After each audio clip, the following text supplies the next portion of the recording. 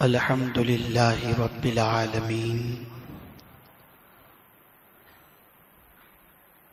वल आक़िबतु लिल मुत्तक़ीन वस्सलातु वस्सलामु अला सय्यिदिल अंबियाइ वल मुरसलीन व अला आलिहि व अस्हाबिहि त्वय्यिबीन अत्ताहिरीन अम्मा बअद फ़अऊज़ु बिल्लाहि मिनश शैतानिर रजीम बिस्मिल्लाहिर रहमानिर रहीम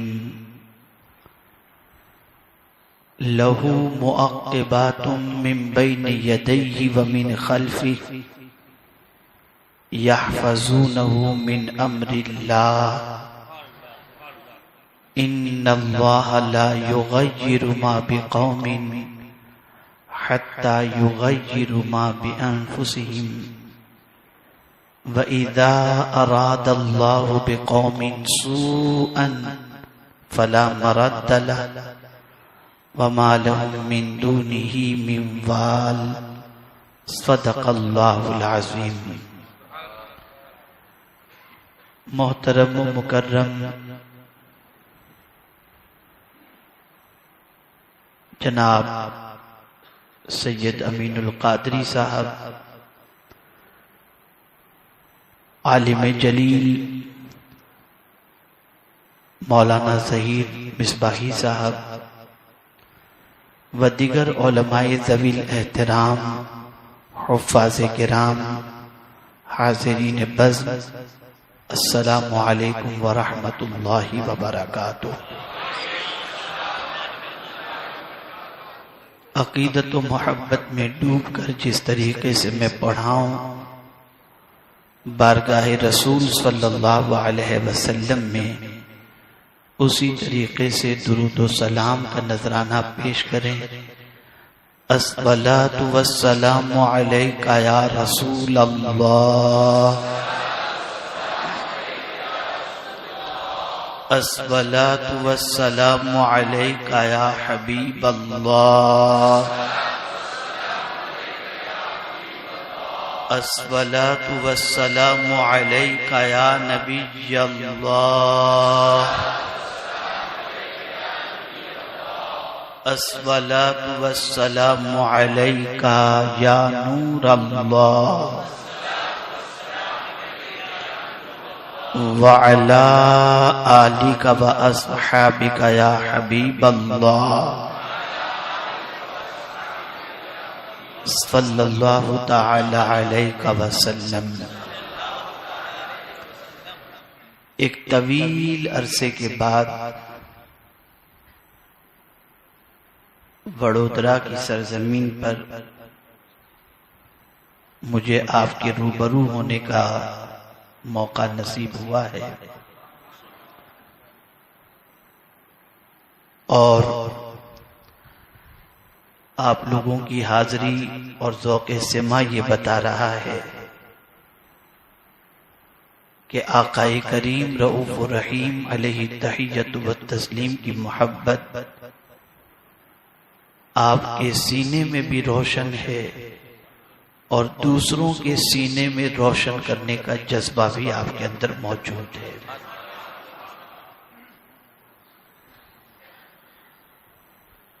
एक वलवला अंगेज इस्लाह से भरपूर खिताब मौलाना सैयद अमीनुल क़ादरी साहब से आप सुन रहे थे। मैं उनकी तरह जोश व जज्बे से भरपूर तो गुफ्तगू नहीं करूंगा, दर्स व तदरीस के अंदाज में कुछ बातें आपके दिलो दिमाग में बिठाने की कोशिश करूंगा। मैं आज की गुफ्तगू का मौजू पहले आपको बता दूं कि मैं किस टॉपिक पर गुफ्तगू करने वाला हूं, ताकि ये मौजू आपके ज़हन रहेगा ना तो इंशाअल्लाहुल अज़ीम आप गुफ्तगू सुनने में दिलचस्पी भी होगी और इंशाअल्लाहुल अज़ीम अपने अंदर तब्दीली का जज्बा भी आप जरूर पैदा करने की कोशिश करेंगे। पूरी दुनिया के मुसलमानों की इस वक्त एक ही आवाज आ रही है,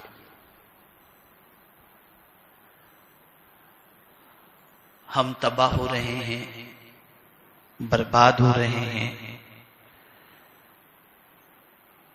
हमारे मुल्क बर्बाद हो रहे हैं, हमारी माईशत बर्बाद हो रही है, हमारी औलाद बर्बाद हो रही है, नस्लें बर्बाद हो रही हैं। तो ये बर्बादी का रोना सब रो रहे हैं, और फिर इस रोने के पीछे एक उम्मीद छुपी हुई है, और वो उम्मीद क्या है? हमारे अच्छे दिन कब आएंगे। तो आज का मौजू है हमारे अच्छे दिन कब आएंगे।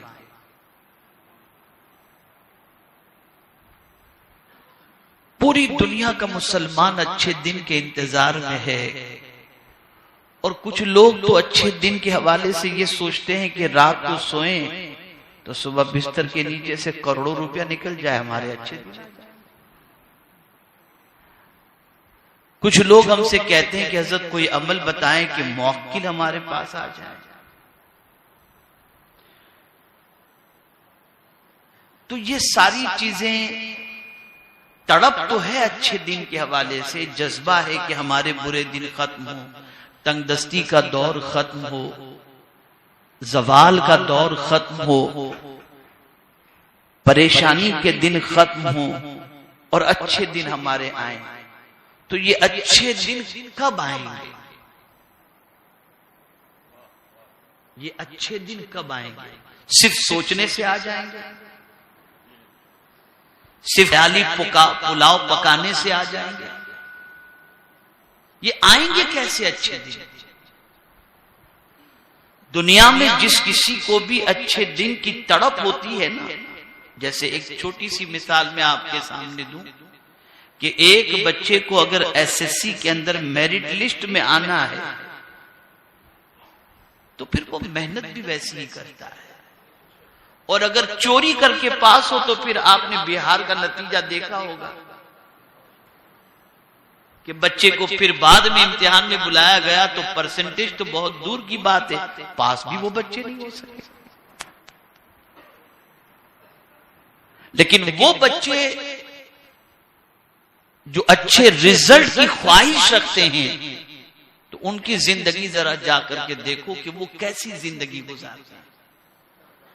वो गेम नहीं खेलते, वो रात को सोते नहीं हैं, और सोते हैं तो किताब उनके चेहरे पर होती है, पढ़ते पढ़ते सो जाते हैं। किसी चीज में उनकी दिलचस्पी नहीं होती, अगर दिलचस्पी होती है तो सिर्फ इस बात पर कि मुझे मेरिट लिस्ट में आना है, अगर आज गेम खेलूंगा तो मेरिट लिस्ट में नहीं आ सकता।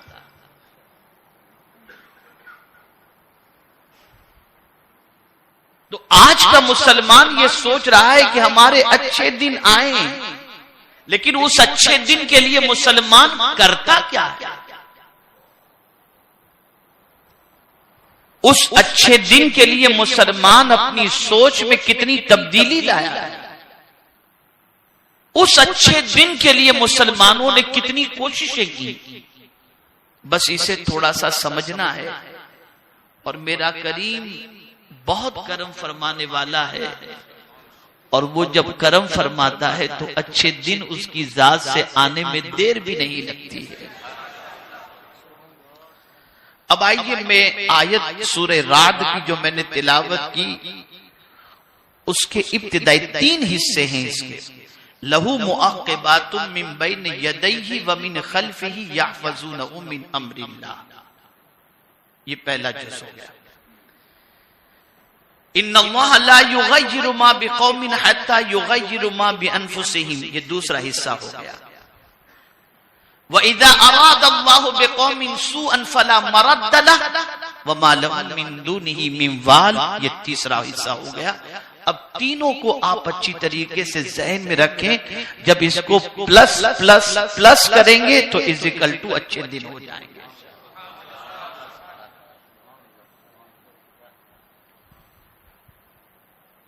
एक मुसलमान इस वक्त पूरी दुनिया में सोच रहा है कि आज कहीं भी मुसलमान के लिए सेफ्टी नहीं रह गई। और मदीने मुनव्वरा में जो हादसा हुआ उसके बाद तो मुसलमान और ज्यादा बेचैन हो गया। सीरिया जल रहा है, इराक जल रहा है, तुर्की में कोशिश की गई। इन सारी चीजों को देखने के बाद मुसलमान ये सोचता है कि क्या हमारी कहीं सेफ्टी नहीं। तो याद रखें, अल्लाह अपने बंदों को पैदा करके यूं ही नहीं छोड़ देता। उसका फरमान है, लहू मुअक्क़िबातुम मिन बैन यदैहि व मिन खल्फ़िही यहफ़ज़ूनहु मिन अम्रिल्लाह। उसके लिए यानी आदमी के लिए बदली के फरिश्ते हैं, उसके आगे उसके पीछे, जो अल्लाह के हुक्म से उसकी हिफाजत करते हैं। तो अल्लाह ने बंदों को पैदा करके लावारिस नहीं छोड़ दिया, किसी के हवाले नहीं कर दिया, बल्कि बंदे की हिफाजत के लिए उसके आगे भी फरिश्ते रखे, उसके पीछे भी फरिश्ते रखे, जो फरिश्ते उस बंदे की हिफाजत करते हैं। ये कुरान का फरमान है।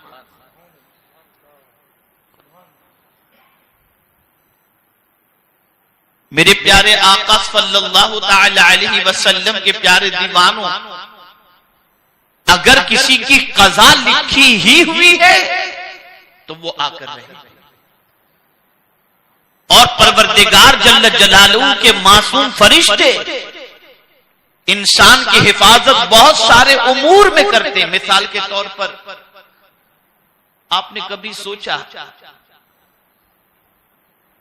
कि रात को आप सोते हैं, मुंह खुला रहता है, कोई कीड़ा मकोड़ा अंदर नहीं घुसता? क्यों नहीं घुसता? वो हिफाजत फरिश्ते कर रहे हैं। कभी इंसान 7वें मंजिले से जमीन पर गिरता है और बच जाता है, इसलिए कि हिफाजत फरिश्ते करते होते हैं। और ये बात हमेशा के लिए जहन में रखो, बंदा जितना खुदा से करीब होता जाएगा उसकी हिफाजत का इंतजाम उतना ही सख्त किया जाता है। हजरत यूसुफ अलैहिस्सलाम को कुएं में फेंका गया तो किसी और ने नहीं, मासूम फरिश्ते ने अपने हाथ में ले लिया। तो जितना कुर्बे खुदा बढ़ता जाएगा हिफाजत का दायरा उतना ही स्ट्रॉन्ग होता चला जाएगा। मेरे ख्वाजा दायरा खींच देते थे, मजाल नहीं होती थी कि कोई अंदर घुस जाए, इसलिए कि हिफाजत का इंतजाम मेरे करीम ने फरमाया था। हर जगह वली चले जाते थे, डरते इसलिए नहीं थे कि उसका फरमान है कि यहफ़ज़ूनहु मिन अम्रिल्लाह। आगे भी और पीछे भी अल्लाह ने फरिश्तों को मुकर्रर कर रखा है जो उस बंदे की हिफाजत करते रहते हैं।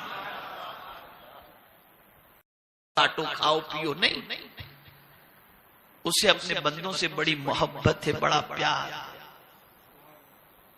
इसीलिए मुफस्सिरीन फरमाते हैं कि हिफाजत का तरीका, जादू से बचाना, ये भी फरिश्तों के जरिए हो जाता है। हसद से बचाना, ये भी फरिश्तों के जरिए होता है। कभी ठोकर लगी, बंदा गिरा, कुछ चोट नहीं आई, वो भी फरिश्तों के जरिए अल्लाह फरमाता है। तवज्जो चाहूंगा, ये सारी चीजें फरिश्तों के जरिए परवरदिगार जल्ल जलालहू अपने बंदों की हिफाजत फरमाता है। और मेरे प्यारे आका सल्लल्लाहु ताला अलैहि वसल्लम के प्यारे दीवानों, कहीं खुद मेरा मौला जिम्मा लेता है कि मैं हिफाजत करूंगा। मेरे आका की शान में मेरे करीम ने फरिश्तों का तज़किरा नहीं फरमाया, फरमाया वल्लाहु यअसिमुका मिनन नास, अल्लाह लोगों से तुम्हारी हिफाजत फरमाएगा। शान मुस्तफा सल्लल्लाहु अलैहि वसल्लम।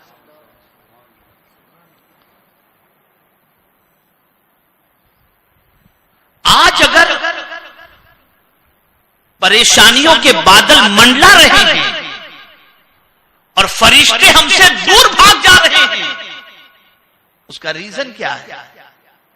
क्या ये सच नहीं कि बंदा झूठ बोलता है तो फरिश्ते चले जाते हैं 40 मील दूर?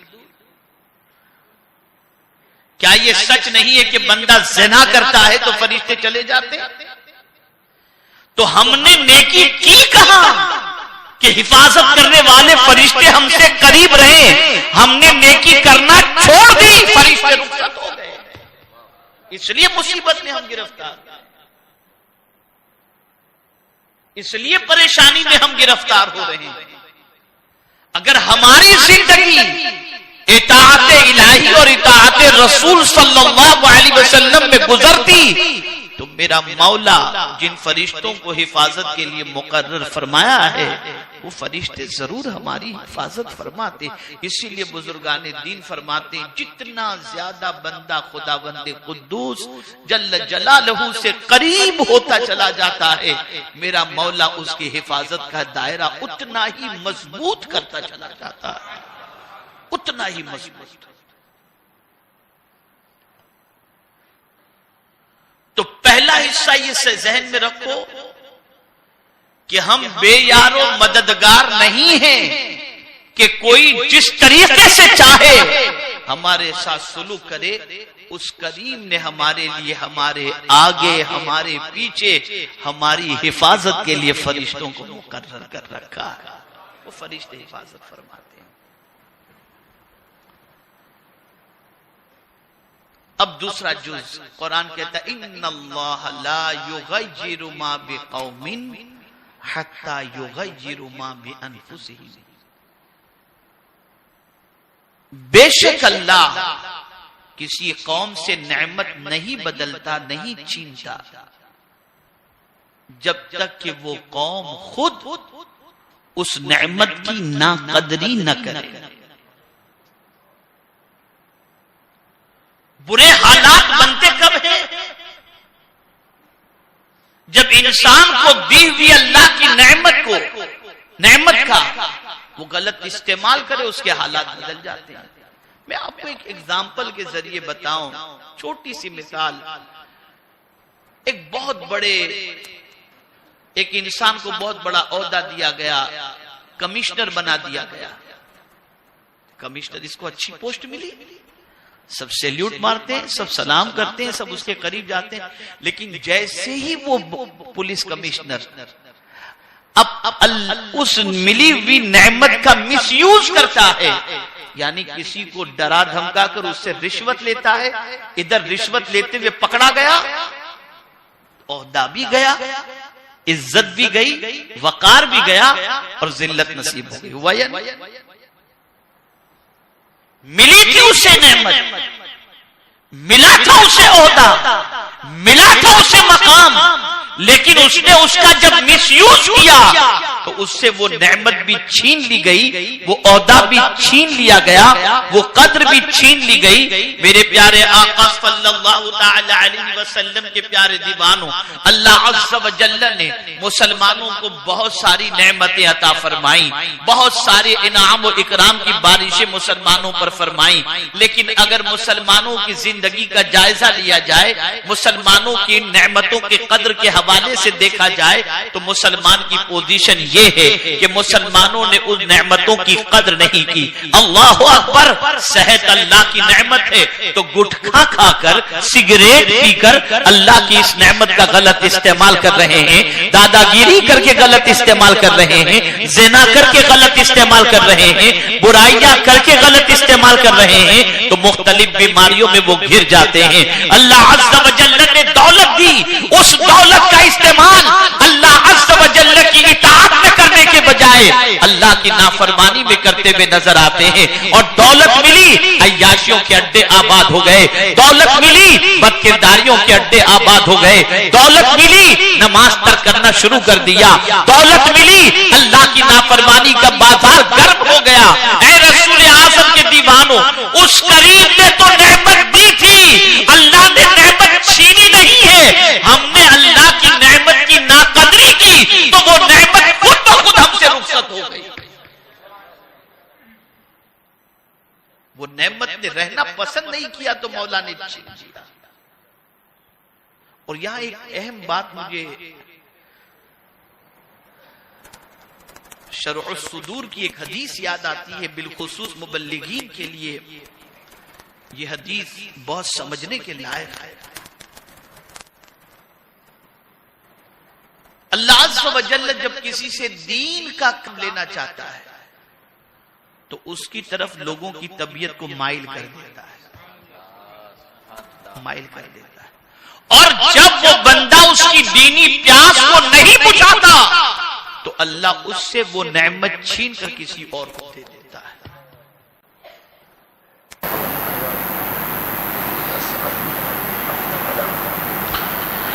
परवरदिगार ने नेमत का जिक्र फरमाया।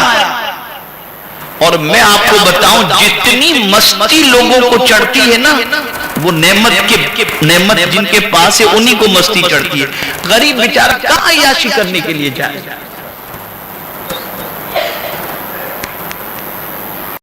गरीब के पास तो इतनी दौलत नहीं कि जाकर अय्याशी कर सके। अब आप देखें जो सऊदियों का इस वक्त हाल है, ये हाल बना क्यों? जमीन में अल्लाह ने पेट्रोल भी दिया, सोना भी दिया, लेकिन उनका हाल क्या? अय्याशी, बदकिरदारी, बुराई। अब पोजीशन क्या हो रही है? तो अभी तो जो है सो है, 10 साल के बाद आपके सामने मजीद पोजीशन समझ में आ जाएगी। वो सऊदी जो पूरी दुनिया के मुसलमानों के सिलसिले में ये सोचता था कि मैं यहां से कुछ दूंगा, और खास तौर पर वहाबियत की तबलीग के लिए वो अपनी रकम को इस्तेमाल करता था। आज जानते हैं उसी सऊदी ने कमोबेश 13 बिलियन डॉलर जो है वो वर्ल्ड बैंक से उसने कर्जा लिया है, देने वाला लेने वाला बन गया। और दूसरी तरफ देखें वो सहाबा जिनको मक्के में सर छुपाने की जगह न थी, वक्त की तागूती ताकतें उनके कदमों में नजर आती हैं। वजह क्या थी? अल्लाह ने जो नेमतें दी थी उन नेमतों की उन्होंने कद्र की। मेरे प्यारे आका सल्लल्लाहु अलैहि वसल्लम के प्यारे दीवानों, नेमत के हवाले से एक बात खास तौर पर अर्ज करूं, सिर्फ ये नहीं कि सेहत नेमत है, सिर्फ ये नहीं कि दौलत नेमत है, बल्कि टाइम भी अल्लाह की बहुत बड़ी नेमत है। अल्लाह अकबर। आज मुसलमानों की पोजीशन देखो, हमारे नौजवान रात को 3-3 बजे तक बाइक पर बैठकर या इधर उधर के चक्कर लगाते हुए चाय पीने के लिए कहीं जा रहे हैं, आइसक्रीम खाने कहीं जा रहे हैं, चिकन खाने कहीं जा रहे हैं। जिस कौम की सिचुएशन ऐसी हो कि पूरी दुनिया में उसकी तबाही के मंसूबे बन रहे हो, वो कौम रात को अगर आवारा गर्दी कर रही हो और टाइम का मिसयूज करती हो, उस कौम को भले दिन देखने नसीब नहीं हो सकते। भले दिन तो उस वक्त आएंगे जब खुद बदल जाए, जब खुद बदल जाएंगे, मौला खुद ब खुद हालात बदल देगा। अल्लाह उस कौम की हालत को नहीं बदलता जो कौम खुद अपनी हालत बदलने के लिए तैयार है। मैं यहां एक वाकया आपके सामने अर्ज करूं। मजदूर का बेटा, एक मुसलमान मजदूर था, सेठों का सामान उठाना उसकी जिंदगी थी।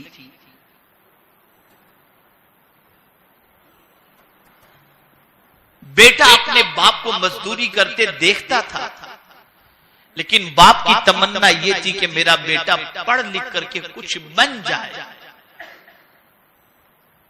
बाप ने मजदूरी करके अपने बेटे को पढ़ाया।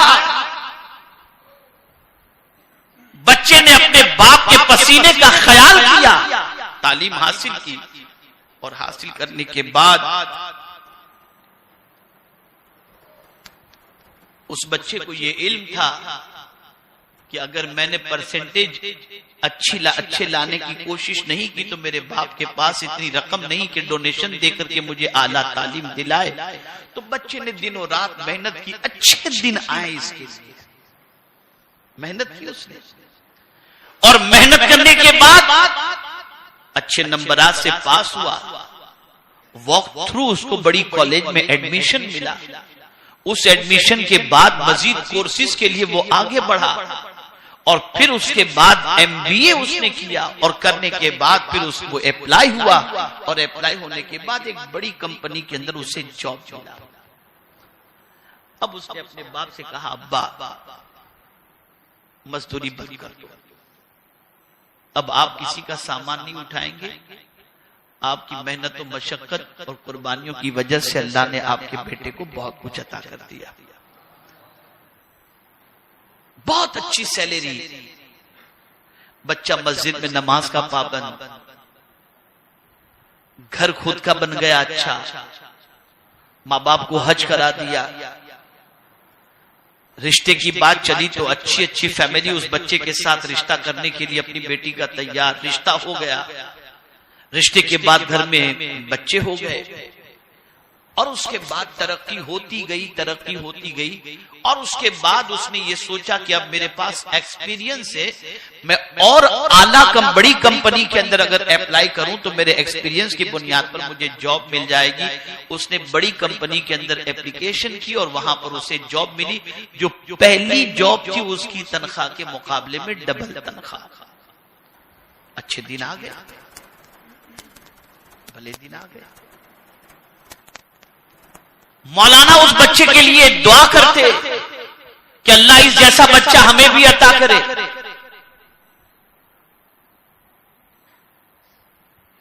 बच्चियां दुआ करती कि काश ऐसा शौहर हमें नसीब होता। सिचुएशन चल रही थी। एक मर्तबा ऐसा हुआ कि दूसरी कंपनी के दो मैनेजर के साथ एक रात ये और वो तीनों खाना खाने के लिए होटल में पहुंचे। जैसे ही होटल पहुंचे तो उन दोनों ने शराब मंगवाई। इस नौजवान ने कहा मैं शराब नहीं पीता हूं। उन दोनों ने उसका मजाक उड़ाना शुरू किया, उससे कहने लगे तू कमाता है तो करता क्या है, इतनी दौलत अगर एक बीवी के पीछे खर्च कर तो ये बेवकूफ। ये गर्ज के उसे वरगलाना शुरू किया, उसमें जोश लाना शुरू किया। और फिर शराब के लिए जब उन्होंने फोर्स किया तो उसने कहा मैं नहीं पीऊंगा। कहा तू मर्द हो तो पिएगा ना। बस इतना कहना था कि उसको पता नहीं क्या सूझी और उसने उठाकर पूरी बोतल शराब पी ली। अब ये उस दिन शराब पीना ये उसके लिए आदत बन गई। अब रोज रात को उसको शराब चाहिए। आहिस्ता आहिस्ता शराब की आदत इतनी उसके अंदर बैठ गई कि अब शराब के बगैर वो जी नहीं पा रहा था। और उसके बाद ड्यूटी के अंदर लूज होना शुरू हुआ, कामकाज के अंदर सुस्ती शुरू हो गई और आहिस्ता आहिस्ता मशहूर हो गया कि ये शराबी हो चुका है। कंपनी ने फायर किया और उसको निकाल दिया। जब निकाल दिया तो उसने सोचा कि मेरी सलाहियत की बुनियाद पर दूसरी कंपनी में मुझे जॉब मिल जाएगा। अब जहां जहां भी वो अप्लाई करता उससे पूछते कि पुरानी कंपनी से तुम क्यों निकाले गए, तो बात यही सामने आती कि शराब की वजह से। तो कोई भी कंपनी वाला उस शराबी को रखने के लिए तैयार न था। उसने मां के लिए जेवर बनाया था, घर बनाया था, बीवी के लिए जेवर बनाया था। जब रोजगार से महरूम हो जाता है और शराब की आदत होती है तो अब जेवरात बिकने शुरू हो जाते हैं। अब वो आहिस्ता आहिस्ता कंगाल बनता चला जाता है। अब माँ, वही माँ जो कहती थी ऐ मेरे करीम तेरा करम है कि तूने ऐसा बेटा अता किया, बीवी कहती थी ए अल्लाह तेरा करम है कि तूने ऐसा शौहर अता किया, बच्चे कहते थे ए अल्लाह तेरा करम है तूने ऐसा बाप अता किया। लेकिन उसकी शराब की आदत की वजह से अब कोई कहने के लिए तैयार नहीं। माँ अलग मुंह छुपा रही है, बाप अलग मुंह छुपा रहा है और बाप मुसल्ला बिछा करके अल्लाह की बारगाह में दुआ करता है हे अल्लाह इस दौलत से तो वो गरीबी अच्छी थी जिसकी वजह से मेरा बेटा सीधे रास्ते पर तो था। अल्लाह अकबर। अब उसकी जिंदगी के लम्हात गुजर रहे हैं, जॉब नहीं मिल रही। एक दिन जो है वो निकलता है वो शख्स और रात को शराब पी करके जब मस्त होकर के जब वहां से वो लौटता है, आते आते अपने घर के पास गिर जाता है और घर की नाली के पास पड़ा हुआ था। इत्तेफाक से उसके वही दो दोस्त जिन्होंने उसकी जिंदगी को बर्बाद किया था जब निकले और उसको देखा तो कहा यार हमने तो उसे थोड़ी सी पीने के लिए कहा था, ये तो इतना आदी बन गया कि अपनी जिंदगी ही गंवा बैठा। छोड़ो इसे, भगाओ, चलो अपना टाइम टाइम हम क्यों जाय करें, ये कहते हुए वो दोनों निकल गए। लेकिन अल्लाह अकबर, जैसे ही फज्र की नमाज का वक्त आया, इमाम साहब अपने घर से निकले मस्जिद में नमाज के लिए, देखा तो वो बच्चा गटर के पास पड़ा हुआ है। बच्चे की ये हालत देखकर, उस नौजवान की ये हालत देखकर इमाम साहब के दिल के अंदर एक अजीम जज्बा पैदा हुआ और इमाम साहब ने बच्चे के सर को सहलाया, उसे उठाने की कोशिश की, पानी उसके मुंह पे छिड़का। जब बच्चे को होश आया तो इमाम साहब ने कहा, तूने अपनी क्या हालत बना रखी है, जरा देख तो सही, तू ही था जिसकी तारीफ के पुल लोग बांधा करते थे, आज तू कहां पहुंच गया। अल्लाह अकबर। वो कहता है, मौलाना मैं नशा छोड़ना चाहता हूँ, आदत नहीं जाती, मैं कोशिश करता हूँ, नशा छूट नहीं पा रहा। अल्लाह अकबर। मौलाना ने कहा, आओ मैं तुम्हें एक नुस्खा बताता हूँ, अगर उस नुस्खे पर तुम अमल कर लोगे तुम्हारी ये आदत छूट जाएगी। आओ मैं तुम्हें एक वाकया सुनाता हूँ। अल्लाह अकबर। तुम तो बहुत बाद में शराब पीते हो, लेकिन इस्लाम में शराब की हुर्मत से पहले मक्के मुकर्रमा में बसने वाले, मदीने मुनव्वरा में बसने वाले बहुत सारे लोग पानी की तरह शराब पिया करते थे, इसलिए कि शराब हराम नहीं हुई थी, लोग शराब पिया करते थे। लेकिन शराब पीने वालों पर जब शराब की हुर्मत का हुक्म नाजिल नहीं हुआ था और रसूल आजम सल्लल्लाहु अलैहि वसल्लम की मोहब्बत का दम बेपनाह वो भरते थे कि एक मर्तबा आकाए करीम सल्लल्लाहु अलैहि वसल्लम पर वही ये इलाही का नुज़ूल हुआ और शराब की हुर्मत का हुक्म नाजिल हुआ। तो मदीने के ताजदार ने हजरत बिलाल से फरमाया, जाओ और मदीने की गली कूचों में लोगों से कह दो कि अल्लाह ने आज से शराब हराम फरमा दी है। जो लोग पानी की तरह शराब पीते थे, मुंह में शराब थी उसे फेंक दी, मटके थे उसे तोड़ दिए, प्याले थे उसे तोड़ दिए। अल्लाह अकबर। जानते हो उनकी शराब की बचपन की आदत थी, ये कैसे निकली?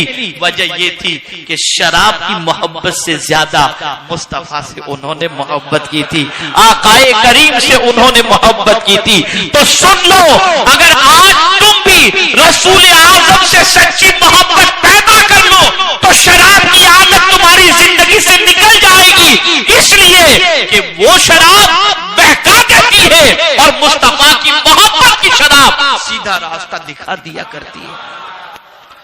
उसने उसी वक्त तौबा की और ये आदत निकल गई, निकल गई आदत। अब आप पूरे वाकये के अंदर ये महसूस करें तरक्की कैसे हुई। अल्लाह ने उससे नेमत छीनी नहीं, दी नेमत उसे, लेकिन जब वो उस नेमत के लायक न रहा तब उससे वो नेमत छीन ली गई, तब उससे नेमत। तो आज अगर मुसलमानों से नेमतें छीनी गई या छीनी जा रही हैं तो ये कुदरत की तरफ से कोई हमारे ऊपर कहर नहीं है, हमारी आदतों का कसूर है, हमारी आदतों का कसूर है। हम बदल जाएंगे, मौला हालात खुद ब खुद बदल देगा। लेकिन अल्लाह अकबर, मुसलमान बदलने के लिए तैयार नहीं। मौला ने माह रमजान दिया कि बदल जाओ, लेकिन माह रमजान में थोड़े से बदले, फिर रमजान के बाद जैसे थे वैसे ही हो गए। जब तक जिक्र की महफिल में बैठे हैं तब तक बदले, बाहर निकले वैसे ही। आज झूठ हो, गीबत हो, चुगली हो, ज़िना हो, बदकारी हो, खयानत हो, जरा देख लो मुसलमानों की जिंदगी में ये चीज मिलती है। अगर इन चीजों से तौबा कर लोगे, इन चीजों से रुजू कर लोगे, इन चीजों से अपने आप को बचा लोगे और अज़्म मुसम्मम कर लोगे कि मौला आज से हर बुराई से हम बचेंगे और तेरे हबीब के फरमान पर अमल करेंगे, तो सुन लो मेरे मौला का फरमान हक है, अन्नल अर्द यरिसुहा इबादियस सालिहून, कि बेशक उसको जमीन का हम वारिस बनाते हैं जो नेक हैं। आप नेक बनो, जमीन आपकी होगी, आप नेक बनो, लोगों के दिलों में मोहब्बत आपकी होगी। कुरान मुकद्दस का फरमान है, इन्नल लज़ीना आमनु व अमिलुस सालिहात सयजअलु लहुमुर रहमानु वुद्दा, अल्लाह तुम्हारी मोहब्बत लोगों की साहिब ईमान रहो और नेक अमल करो। तुम सोचो कि गुनाह करके तुम्हारी मोहब्बत पैदा हो, नहीं हो सकती। तो चेंज करो अपने आप को। अब अगर कोई शख्स ये सोचे कि मैं चेंज तो नहीं होऊंगा और हालात बदल जाएं, तो अब कुरान ने तीसरा जुज़ बयान फरमाया, इज़ा अरादल्लाहु बिक़ौमिन सूअन फला मरद्द लह। बंदे तू नहीं बदलना चाहता, तू चेंज नहीं होना चाहता, तो फिर कुरान कहता है जब अल्लाह किसी के लिए बुराई का इरादा फरमा ले तो फिर उसे कोई नहीं टाल सकता। फिर कोई नहीं टाल सकता।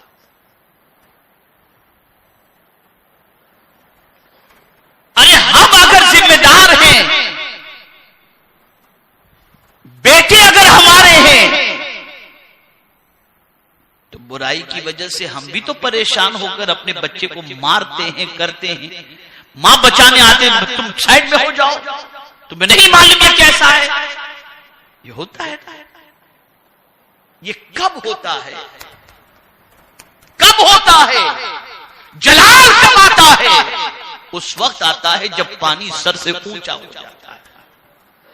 आज मुसलमानों का हाल यह है कि पानी सर से ऊंचा हो चुका है। वो कौन सी बुराई है जिसमें मुसलमान डूबा हुआ न हो? मुझे बताओ।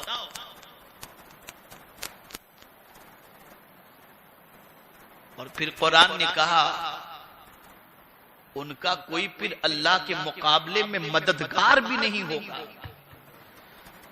यानी फिर कोई बचा भी नहीं सकता, कोई बचा भी नहीं सकता।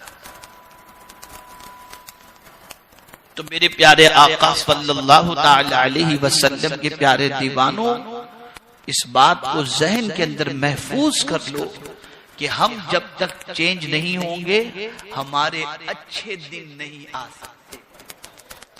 अगर हम चाहते हैं कि हमारे अच्छे दिन कब आएंगे, तो एक ही जुमला है, हम अच्छे बन जाएं, अच्छे दिन आ जाएं। हम बुरे रहेंगे, अच्छे दिन नहीं आ सकते। किसान को भी पहले मेहनत करनी पड़ती है ना, फिर बारिश होती है, फिर खेती निकलती है। पहले फरमाया गया कि तुम पहले दाना डालो, हल जोतो, ये सब तुम कर लो, ये तुम्हारा काम। फिर हम बारिश बरसाएंगे और उसमें से फिर अनाज निकलेगा। और हम ये चाहते हैं कि मौला हम नहीं सुधरेंगे, तू हमारे हालात खुद ब खुद सुधार दे। नहीं हो सकता, तुम इधर सुधरो, उधर मौला तुम्हारी जिंदगी बदल दे। और उसका फरमान है इन तंसुरुल्लाह यंसुरकुम, कंडीशन रखी, अगर तुम अल्लाह के दीन की मदद करोगे अल्लाह तुम्हारी मदद करेगा। आप जरा बदल के देखो, चेंज होकर के देखो। नमाज की पाबंदी, तिलावत की पाबंदी, तौबा इस्तिग़फ़ार की पाबंदी, ये जरा करके तो देखो। और उसी के साथ गुनाहों से बचो। जब तुम गुनाहों से बचोगे तो सबसे पहली तब्दीली ये आएगी कि जो दिल बेचैन रहता था ना, वो दिल सुकून वाला बन जाएगा, मुतमईन हो जाएगा। तो मेरे प्यारे आका सल्लल्लाहु ताला अलैहि वसल्लम के प्यारे दीवानों, हमारी जिम्मेदारी आज की इस गुफ्तगू में समझने की ये है कि हम आज से अपने आप को चेंज करें। हम चाहते ना हमारे हालात चेंज हो जाएं। देखिए मैं आपको अगर दलीलें पेश करना चाहूं तो कुरान की रोशनी में बहुत सारी दलीलें। बेरोजगारी है, काम नहीं बनते, शिकायतें होती है, और बाबागिरी इसी से चलती है। आदमी बाबाओं के पास, बुजुर्गों के पास जाता है इसीलिए कि काम नहीं चल रहा है, काम नहीं बन रहा है, रोजी में तंगी है, इसीलिए लोग जाते ज्यादातर या बीमारी के लिए। ठीक है, अल्लाह अज़्ज़ व जल्ल ने बुजुर्गान दीन ऐसे पैदा फरमाए जिनके सबब से अल्लाह परेशानियां दूर फरमाता है। तो आपने बुजुर्गों के तावीज पर तो भरोसा किया, और जो अल्लाह वाले हैं उनके तावीजात के जरिए अल्लाह परेशानियां दूर फरमाता है। लेकिन एक अमल मैं आपको बता देता हूं, बेहिसाब रोजी मिलेगी और काम भी सब इजी हो जाएगा। अल्लाह ने कंडीशन, वमन यत्तक़िल्लाह यजअल लहू मिन अम्रिही युसरा, जो अल्लाह से डरता है अल्लाह उसके सारे काम आसान कर देता है। अब आप सोचिए कि गुनाह करें और सारे काम आसान हो जाए, नहीं, डरो अल्लाह से, वो सारे काम आसान कर देगा, सारे काम आसान। और उसी का फरमान है, वमन यत्तक़िल्लाह यजअल लहू मखरजा व यरज़ुक़हु मिन हैसु ला यहतसिब, ला यहतसिब, ऐसी जगह से रोजी अता करेगा उस बंदे को जो अल्लाह से डरता है, जहां उसका गुमान जाता होगा न जहां वो काउंट कर सकेगा, बेहिसाब रोजी वो अता फरमाएगा। तो जितने भी प्रॉब्लम्स हैं उन सारे प्रॉब्लम्स का सॉल्यूशन ये है, बुराई छोड़ो, बुरे दिन चले जाएंगे, अच्छाई करो, अच्छे दिन आ जाए। ठीक है? तो ये आज की गुफ्तगू का निचोड़ है, आज की गुफ्तगू का माअसल है। नेमत उस वक्त छीनी जाती है जब उसका मिसयूज हो या उसकी कद्र न की जाए। मुसलमानों से नेमतें इसीलिए छीनी जा रही हैं या मुसलमान इसी वजह से आज नेमतों से महरूम हो रहा है। हमें चाहिए कि हम अपना करेक्शन करें। इंशाअल्लाह अज़ीम अल्लाह हमें भले दिन अता फरमाएगा। तो हमारे अच्छे दिन कब आएंगे? जब हम इंशाअल्लाह अच्छे हो जाएंगे। अल्लाह मुझे आपको सबको नेक बनने की तौफीक नसीब फरमाए, कुरान और हदीस पर अमल की तौफीक नसीब फरमाए, और परवरदिगार हम सबको गुनाहों से बचने की तौफीक नसीब फरमाए। सुन्नी दावत इस्लामी के काम को यहाँ मजबूत करें। तहरीक से वाबस्ता हूँ, हमारे जावेद भाई हैं, सुल्तान भाई हैं, इन लोगों से राब्ता करें, मिल करके काम करें। जिंदगी के दिन कट गए और कट जाएंगे, लेकिन ये बात अच्छी तरह से जहन में रखें कि वही दिन और वही काम अल्लाह अज़्ज़ा व जल्ल को पसंद है, जो अल्लाह अज़्ज़ा व जल्ल की खुशनुदी और उसके हबीब सल्लल्लाहु अलैहि वसल्लम की खुशनुदी के लिए किए जाएं। आप बेदार हो जाओ, फिर से तहरीक को मजबूत करो, तहरीक में शमूलियत इख्तियार करो, हफ्तावारी इज्तिमा में पहुंचो और अल्लाह अज़्ज़ा व जल्ल की रजा के लिए करो, उसकी खुशनुदी के लिए करो, अना के लिए नहीं। मैं आपको बताऊं, इस वक्त जितनी भी जंगें पूरी दुनिया में हो रही हैं, देखिए तुर्की का मामला हुआ, मुसलमान वर्सेस मुसलमान, इराक में, सीरिया में, सब जगह ये, सब जगह यही हो रहा है। तो खुदा के लिए अपने आप को चेंज करो, चेंज करो। गुलामाने रसूल यूनाइट होकर, मुत्तहिद होकर आकाए करीम सल्लल्लाहु अलैहि वसल्लम की मोहब्बत का चिराग लोगों के सीनों में रोशन करने की कोशिश करो। तो दीन सीखो, दीन सिखाओ। अब दो तीन बातें अहम आपके सामने में रख, आप सोचेंगे अब कैसे करें, क्या करें। तो मैं दो तीन बातें आपको समझा देता हूं, इस पर आप अमल करेंगे इंशाअल्लाह। पहली चीज, नमाज आपकी एक वक्त की भी कज़ा नहीं होनी चाहिए इंशाअल्लाह। आप में से बहुत सारे होंगे जो कहते होंगे कि नमाज तो हम पढ़ते हैं, लेकिन नमाज इस तरीके से पढ़ो कि यह तसव्वुर हो कि खुदा देख रहा है, बहुत अच्छी तरीके से, सुकून और इत्मीनान से। ठीक है ना? भागम भागी एक फर्ज उतार देना कि यार कयामत में न पूछा जाए बस इसलिए नमाज नहीं। नमाज को नमाज की तरह से पढ़ो, अच्छी तरीके से पढ़ो। ठीक है? तो ये नमाज आपको इंशाअल्लाह फायदा पहुंचाएगी। दूसरी चीज, कबीरा गुनाहों से बचो। ज़िना है, खयानत है, लिवातत है, गीबत है, माँ बाप की नाफरमानी है, ये सारे बड़े बड़े गुनाह हैं। जादू है, सहर है, ये सारे बहुत बड़े बड़े गुनाह हैं। इन चीजों से बचो।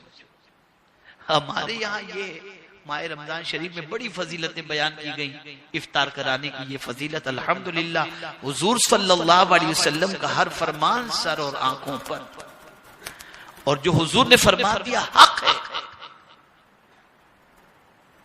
लेकिन यहाँ ये बात भी जहन में रहनी चाहिए कि अगर किसी का कर्ज निकलता है तो सबसे पहले उस कर्ज को अदा करने की कोशिश करनी चाहिए, और अगर हराम की कमाई है तो किसी का रोजा खराब नहीं करना चाहिए।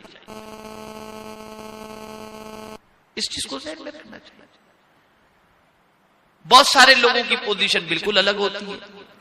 अल्लाह रहम करम फरमाए, मजीद तफसीरे की इसमें कोई गुंजाइश नहीं। कुछ लोगों का मामला है कि खयानत, अल-इयाज़ु बिल्लाह, खयानत इतनी खतरनाक चीज है कि जो खयानत करता है अल्लाह के रसूल सल्लल्लाहु ताला अलैहि वसल्लम के फरमान की रोशनी के अंदर मोमिन कभी खयानत करता ही नहीं। अला ला ईमान लिमन ला खयानत अला।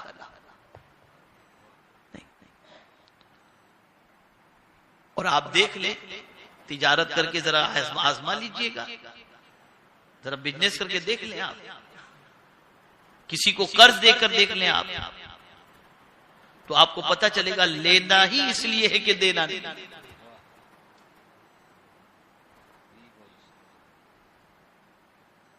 तो ये जो सोच है इसे चेंज करो। ये बेस है, ये बुनियाद है, इसे करेक्ट करो, इसे परफेक्ट करो, इंशाअल्लाह हालात अच्छे हो जाएंगे। तो ये दो चीजें हुई, एक तो कबीरा गुनाहों से बचना है, एक नमाज की पाबंदी है, और तीसरी चीज जो है ना वो इस्तिग़फ़ार की कसरत है। अस्तग़फ़िरुल्लाह अस्तग़फ़िरुल्लाह अस्तग़फ़िरुल्लाह अस्तग़फ़िरुल्लाह पढ़ते ही रहो, और दुरूद शरीफ, इसलिए कि दो चीजें अमान की हैं। दो चीजें क्या हैं? अमान की हैं। एक तो दुरूद शरीफ और दूसरा इस्तिग़फ़ार। अल्लाह ये दोनों करने वाले को अज़ाब में गिरफ्तार नहीं करेगा। वमा कान अल्लाहु लियुअज़्ज़िबहुम व अंत फ़ीहिम वमा कान अल्लाहु मुअज़्ज़िबहुम व हुम यस्तग़फ़िरून। तो हुजूर सल्लल्लाहु अलैहि वसल्लम हमारे दरमियान मौजूद हैं, इसलिए अल्लाह अज़ाब नहीं फरमाएगा। सूफियाए किराम फरमाते हैं तुम दुरूद शरीफ की कसरत करो, हुजूर से करीब हो जाओगे, और हुजूर से करीब हो जाओगे तो अमान के अंदर आ जाओगे। और दूसरा कुरान कहता है कि जब कोई इस्तिग़फ़ार करता होता है तो अल्लाह उस पर अज़ाब नाज़िल नहीं फरमाता। तो ये दोनों अमल, आप दुरूद शरीफ और इस्तिग़फ़ार, मुझे उम्मीद है कि इस पर अमल करने की कोशिश करेंगे। और आपका आज ज़ौक़ और शौक़ देखकर ऐसा हो रहा है कि वापस बड़ौदा का सफर करना चाहिए, लेकिन शर्त यह है कि आप इधर दीन तहरीक के काम को मजबूत करें। इंशाअल्लाह अज़ीम सैयद अमीनुल क़ादरी साहब भी आते रहेंगे, हम भी आते रहेंगे, और हम सब मिलकर मदीने से करीब भी होंगे और मदीने से करीब करने की इंशाअल्लाह कोशिश भी करेंगे। अल्लाह मुझे आपको सबको तौफीक नसीब फरमाए। वमा अलैना इल्लल बलागुल मुबीन। अस्सलामु अलैकुम। रिसालत के परवानों, हर सनीचर को बाद नमाज इशा सुन्नी दावत इस्लामी के आलमी मरकज इस्माइल हबीब मस्जिद में सुन्नी इज्तिमा होता है। तो आप हजरात पाबंदी के साथ इसमें शिरकत फरमाएं। सुन्नी दावत इस्लामी की वेबसाइट sunnidawatislamי.net पर विजिट करें और बहुत सारी दीनी मालूमात हासिल करें।